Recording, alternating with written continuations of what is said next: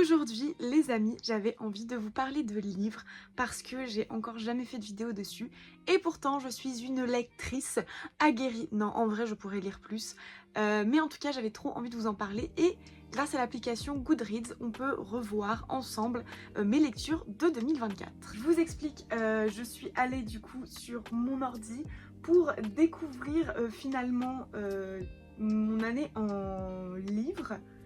Donc en 2024 j'ai lu 23 livres, en soi c'est pas énorme hein. Franchement moi je trouve que c'est 23 livres c'est bien, j'aurais carrément pu lire plus, franchement c'est juste que des fois j'ai des grosses pannes de lecture et du coup je lis pas pendant longtemps. J'ai lu 8387 pages, ok. Le livre le plus court que j'ai lu s'appelle Poison de Lotte Wegmans, c'est du coup une pièce de théâtre. Si vous connaissez pas Lotte Wegmans, elle fait des pièces de théâtre qui sont assez intéressante. Moi je l'ai lu parce que je l'ai joué, c'était mon dernier spectacle donc c'est logique que je l'ai lu. Le plus long livre que j'ai lu faisait 720 pages, ça me paraît pas énorme 720 pages et c'était du coup Un palais de cendres et de ruines. Je suis sûre que pour ceux qui lisent de la romantasy, de la fantasy, vous connaissez parce qu'Un palais de roses et d'épines, là c'est le tome 2 mais en tout cas le premier tome c'est ça, est ultra connu. Ma moyenne de notation sur 5 étoiles, j'ai noté 3,7 en moyenne mes livres. C'est pas mal hein, ça veut dire que j'ai eu plutôt des bonnes lectures. Du coup oui je mets des notes sur les livres que j'ai lus et également des commentaires, mon avis. Et donc effectivement la premier avis que j'ai donné c'était sur The Inheritance Games qui est du coup une trilogie je crois, en tout cas là c'était le premier livre. Je n'ai lu que le premier puisque je n'ai pas accroché des masses et donc vous pouvez voir mon commentaire ici. Je trouve ce roman très moyen. Si j'y étais embarquée dès le début, l'égocentrisme des personnages m'a un peu agacée. On retrouve pas mal de clichés qui ne fonctionnaient pas pour moi. Et la révélation finale est bof. Dommage. Et j'ai mis quand même 3 sur 5. C'est-à-dire je mets des commentaires qui sont pas toujours sympas, mais en vrai je les sac pas. Parce que je me dis il y a quelqu'un qui écrit derrière et ça me fait trop de la peine de te dire il y a des gens peut-être qui passent 10 ans de leur vie à écrire un bouquin et toi t'es là et tu sacs en disant c'est nul. Non ça se fait pas. Et du coup, et pour la petite histoire du coup de ce roman, en fait c'est une femme, une jeune femme qui est du coup soudainement l'héritière d'un homme qui est genre ultra riche, qui a genre un patrimoine de fou et qui décède. Et elle a genre, je ne sais pas, plus de la moitié je crois, lui revient à elle, alors qu'elle ne le connaît ni d'Adam ni d'Ève. Donc elle est un peu en mode, c'est quoi cette arnaque ? On est en train de mytho, sachant qu'évidemment c'est une fille qui n'a pas un sou. Vraiment elle galère, je crois même qu'elle dort dans sa voiture. Enfin vous voyez c'est un truc un peu compliqué comme ça. Mais du coup bah, tout le roman est là-dessus et sur pourquoi c'est elle qui a l'héritage alors que ce monsieur avait 4 petits-fils qui sont tous évidemment plus beaux les uns que les autres. Ok et là on voit tout ce que j'ai lu. Oh my god, c'est impossible que je vous fasse une revue de tout. On est d'accord. Il y a beaucoup de choses. Ok. Bah, je suis vraiment très diversifiée, il y a vraiment beaucoup de choses. Oh my god, Kim Ji-young né en 82. Je pense qu'il faut que je vous en parle de celui-là. Il faut que je vous en parle de celui-là. En plus, c'est du coup le dernier livre que j'ai lu de 2024. Je vais vous lire ce que j'ai noté sur ce bouquin qui est incroyable et que je conseille fortement. Que vous soyez une femme ou un homme ou un genre entre les deux, mais en tout cas je vous le conseille parce que c'est incroyable. Le roman est une grosse prise de conscience sur la condition féminine coréenne mais aussi générale. J'ai adoré suivre l'histoire de Kim Ji-young et je n'ai pas pu m'empêcher d'être révoltée à certains moments. C'est un livre nécessaire qui me paraît très important de lire, peu importe son genre, son ethnicité ou sa génération. Appelez-moi si vous voulez que je fasse les petites revues de vos bouquins. Vraiment, c'est trop bien. Du coup, on suit Kim Ji-young, qui est une femme, et en fait, on suit sa vie de femme en Corée du Sud, puisqu'elle est coréenne, de sa naissance à aujourd'hui. Enfin, je crois qu'elle a une trentaine d'années ou une quarantaine, je ne sais plus. Mais en tout cas, on suit son parcours. Et du coup, par définition, le parcours des autres femmes, puisqu'elle a sa mère, elle a sa grand-mère, elle a sa sœur, elle a évidemment les hommes de sa vie aussi, notamment son père, notamment ses petites amies. Bref, il se passe beaucoup de choses et c'est ouf de voir à quel point on se rend pas toujours compte à quel point on est dans une société patriarcale et à quel point c'est accepté, parce que même nous en tant que femmes on se rend plus compte. Enfin il y a des trucs on est en mode ouais bof, on est habitué, mais en vrai quand je les lisais ça me choquait tellement que j'étais en mode c'est vrai que ça m'est déjà arrivé même à moi ça, alors que je suis française, que du coup je suis en Europe, ça change rien que vous soyez asiatique, américain, africain, européen. Je pense que peu importe votre continent ou votre pays, beaucoup de femmes subissent ce que Kim Ji-young a subi. Évidemment, tout n'est pas agression sexuelle, horrible, pas du tout. On n'est pas dans ce registre-là. Au contraire, c'est des petites agressions, je dirais, du quotidien ou juste des petites remarques du quotidien. Par exemple, un truc moi qui m'a vachement choquée, c'est elle est au travail et du coup évidemment au travail c'est du coup une majorité masculine puisqu'elle est dans une grande entreprise. Et à un moment donné, son patron, ou en tout cas un de ses supérieurs, fait une blague extrêmement sexiste et sexuelle, qui elle ne la fait pas rire parce qu'elle est en mode no, sauf qu'il n'y a que des hommes dans cette pièce et qu'évidemment tous les hommes sont en mode excellent, excellent, c'est hilarant ce qu'elle dit, c'est hilarant. Et du coup, elle se dit, je rigole pas, je passe pour la meuf rabat-joie, si je rigole, je cautionne. Donc qu'est-ce que je fais? Où je me situe entre ces deux-là? Et je suis sûre que pour beaucoup de femmes, c'est déjà arrivé cette situation de est-ce que je marche avec eux pour leur faire plaisir et du coup qu'ils me fassent pas chier? Ou est-ce que je suis en mode non les gars par contre, on dose la vérité, on met une distance. Surtout que t'es au travail là frérot. Calme-toi, détends-toi. C'est plein de petites choses comme ça qui vous font vous poser des questions. En tout cas moi qui m'ont fait me poser des questions où j'étais en mode... Oh my god, mais c'est vrai. Et je suis sûre qu'il y a plein d'hommes qui ne se rendent pas compte. Et genre, c'est pas grave si vous travaillez là-dessus. Voilà, qu'est-ce que je vous conseille? Je vais un peu vous conseiller maintenant les livres que j'ai adorés de 2024 parce que peut-être vous les connaissez, peut-être vous les connaissez pas. Si vous les connaissez pas, ben voilà, vous ajoutez Goodreads. Vous pouvez m'ajouter aussi si vous voulez, si vous trouvez que j'ai des très bons goûts en lecture. Bon après je suis diversifiée, donc en vrai, vous allez forcément trouver un peu votre bonheur. Mais voilà, je vais vous dire un peu mes coups de cœur de 2024 comme ça, si vous voulez ajouter... On ajoute, on y va, c'est parti, wouh!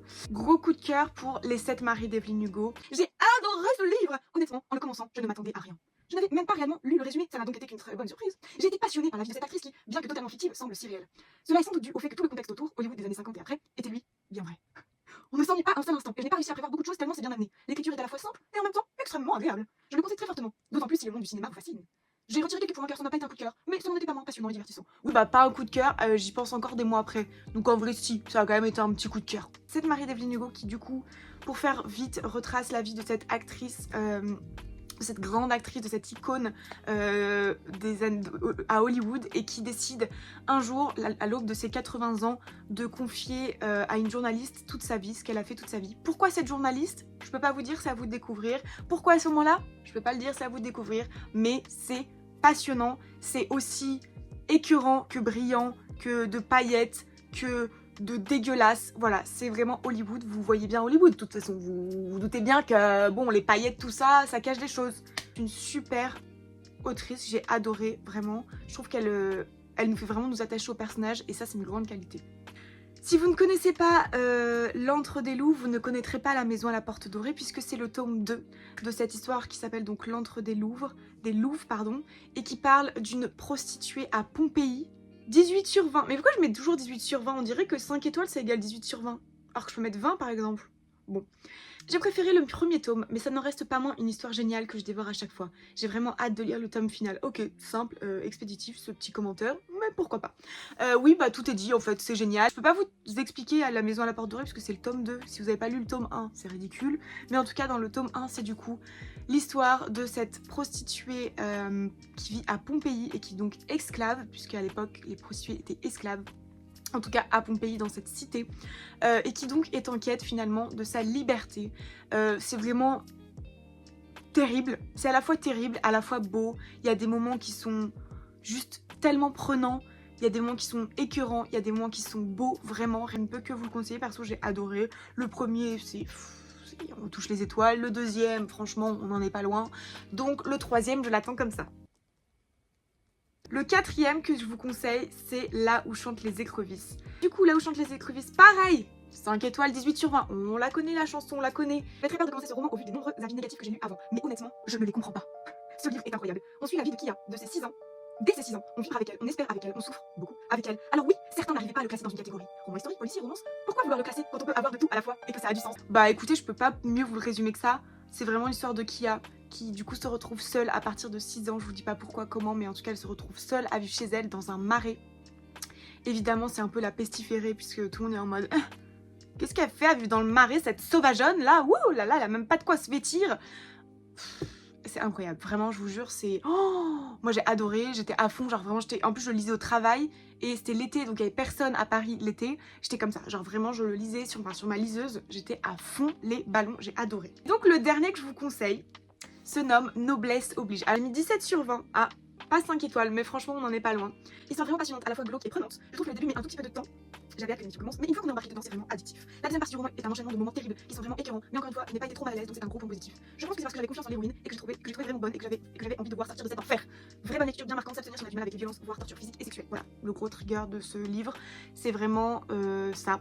Violence physique et sexuelle, si vous n'êtes pas à l'aise avec ça, passez votre chemin parce que c'est glauque à mort, certains moments, pas tout. Et du coup, c'est l'histoire en fait, c'est comme si la Révolution française n'avait pas fonctionné et que du coup nous étions encore sous un royaume finalement, qu'il y avait encore un roi et une reine, et ils ont créé une télé-réalité qui s'appelle Noblesse oblige. Il y a aussi le Bachelor, vous voyez cette télé-réalité là où genre on fait venir des prétendantes.